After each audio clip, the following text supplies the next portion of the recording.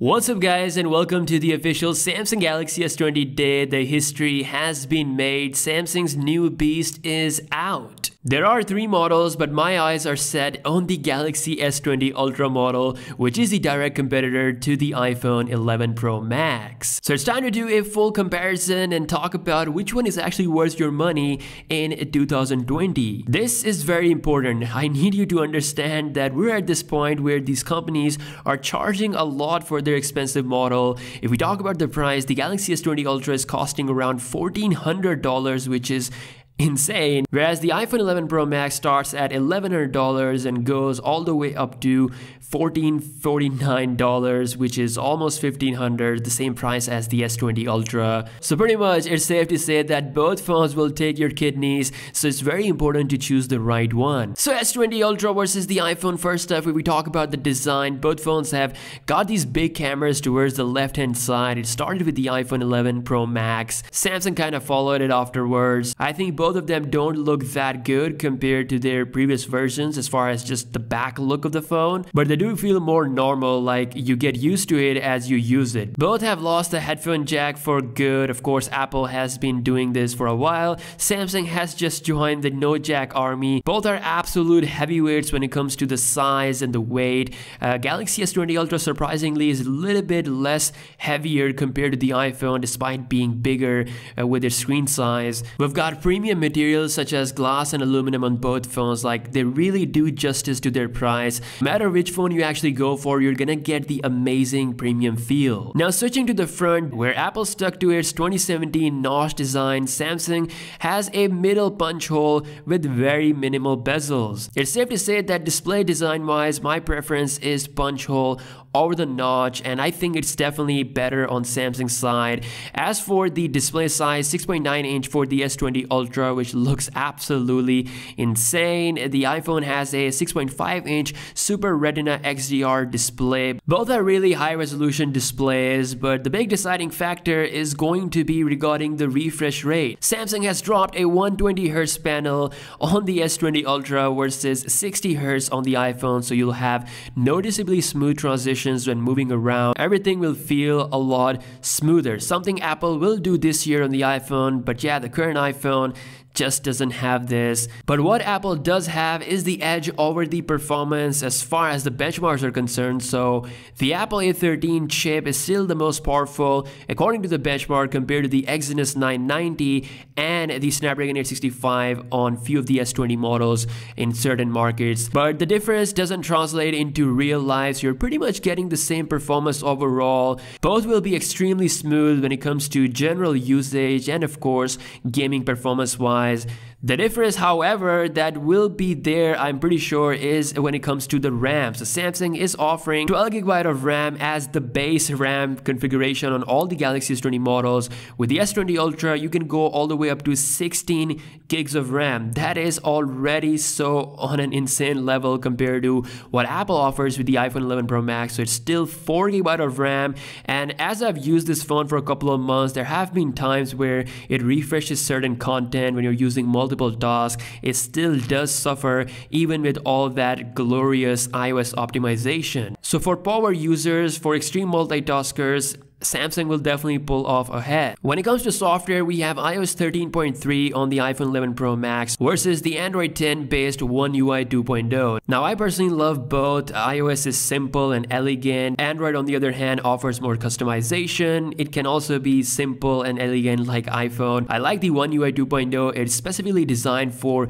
big screen phones. Honestly, software wise, both are amazing. They both have their strong points. But where Apple pulls ahead is when it comes to the long-term usage. So Apple currently offers you like 4 years of minimum software support, whereas Samsung only offers 2 years at the moment. If you are someone who's going to use the phone for like 3-4 years, Samsung will definitely max out after 2 years, and that's where Apple does pull ahead. And as always, iPhones still have better resale value compared to Samsung, so these are some of the strong points that you still get with the iPhone 11 Pro Max. The S20 Ultra rocks a improved ultrasonic fingerprint scanner compared compared to the previous Galaxy S10 family, whereas the iPhone comes with a 3D facial scanner. Which one is better? Well, in my opinion, I would say iPhone is more convenient. I mean, you don't have to place your finger anywhere, it just unlocks. Sometimes I don't have to touch my phone to unlock the device, and it's really convenient at times, and at some times it just doesn't work. So I would say like 98% of the time it works. On the other hand, the S20 Ultra's ultrasonic fingerprint scanner allows it to have a very slim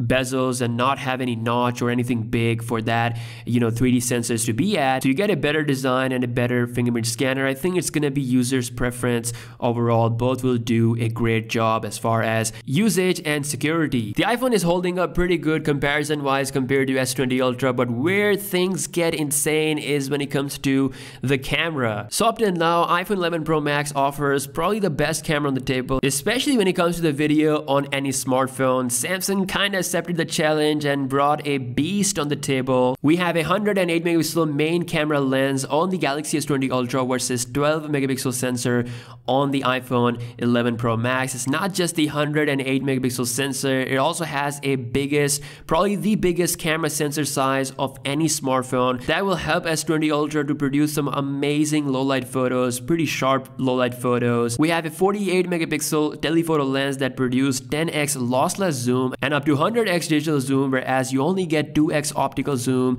on the iPhone 11 Pro Max. So really, for zoom lovers, there's just not any comparison. The only camera sensor where I think these phones have even match is around the ultra wide angle lens. So both are rocking 12 megapixel ultra wide angle lens. The S20 Ultra also offers a fourth depth sensor for those depth sensing images. When it comes to the videos, both phones are king of 4K video recording. I mean, Apple is really good at it, but Samsung has pushed the boundaries even further with 8K 30 FPS unlock. Yes, this is first time on a smartphone, and it really does show you the quality and the sharpness that you get because you're recording at such high resolution, which is something that you just cannot do on the iPhone. When it comes to the front camera, we have 40 megapixel on the S20 Ultra versus 12 on the iPhone. Both can do 4K 60 FPS. Once again, Samsung can bring sharper selfies to the table when it comes to the good lighting conditions. Again, we'll see how much of a difference there is in the real life camera test. But all in all, on paper, the Galaxy S20 Ultra looks massively overpowered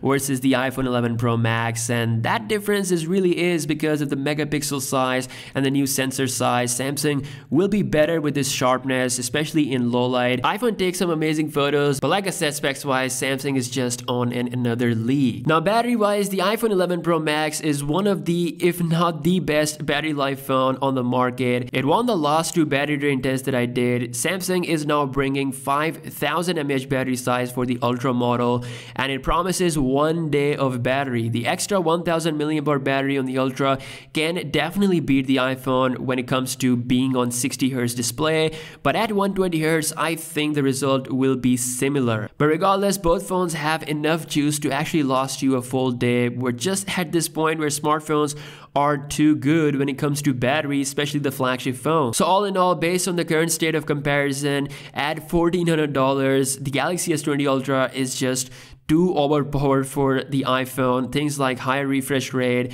high resolution cameras, incredible zoom level are the strongest points that will definitely be a problem for the iPhone 11 Pro Max, something that Apple cannot counter until iPhone 12 comes out because this phone just doesn't have that. You can save like $300 if you go for the very base iPhone model, but then again, you get 64GB of internal memory. And really, if you're spending that much money at that price, I think $200-300 won't make that much difference. This time around, Samsung is just too overpowered. So these were my thoughts regarding the Galaxy S20 Ultra versus the iPhone 11 Pro Max. Again, I'll be doing my battery drain test, speed test, as well as a camera test really soon when I do get my hands on the beast. And yeah, until then, drop a comment below. What are your thoughts regarding the Galaxy S20 Ultra versus the iPhone 11 Pro Max? And also, don't forget to check out the link in the description for the Galaxy Buds Plus giveaway, which I'm doing right now. I'll be announcing the winner regarding that on 9th March. So stay tuned for all the coverage regarding the Galaxy S20 family. And as always, I'll see you guys in the next one. Peace out.